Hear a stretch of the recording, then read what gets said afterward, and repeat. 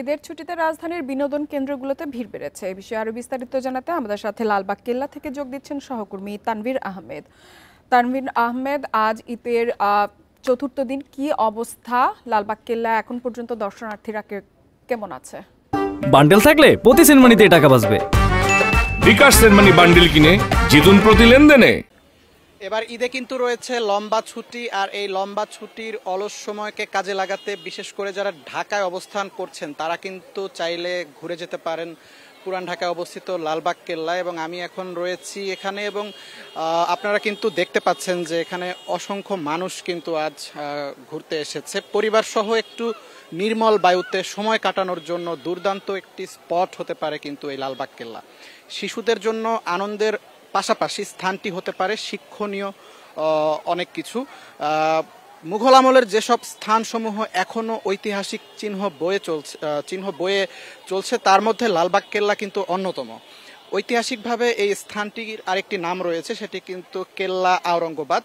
আমরা যদি একটু ইতিহাসের দিকে যাই সেক্ষেত্রে বলবো যে 1678 খ্রিস্টাব্দে কিন্তু আওরঙ্গজেবের পুত্র সুবেদার মোহাম্মদ আজম শাহ এই কেল্লা নির্মাণের কাজ শুরু করেন। এরপর কিন্তু তিনি মারাঠা বিদ্রোহ দমনে তিনি যখন দিল্লি যায় তখন কিন্তু এই কেল্লাটিকে পরিত্যক্ত রেখে তারপরে যায়। এরপরে কিন্তু আবার 1680 সালে সুবেদার শায়েস্তা খান কিন্তু এই কেল্লাটির আবার নির্মাণ কাজ শুরু করেন। তবে তার ঠিক 4 বছর পর তার কন্যা পরিবিবি যখন মারা যায় তখন কিন্তু তিনি এই কেল্লাটির যে নির্মাণ কাজ সেই নির্মাণ কাজ কিন্তু তিনি আবার বন্ধ করে দেন।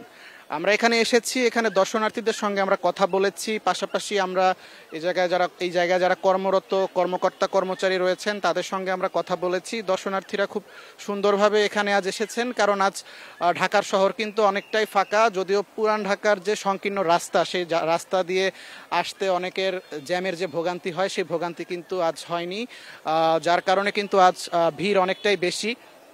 আরেকটি বিষয় হচ্ছে এই জায়গার যে প্রবেশ মূল্য সেটি সম্পর্কে আমরা জানার চেষ্টা করেছিলাম।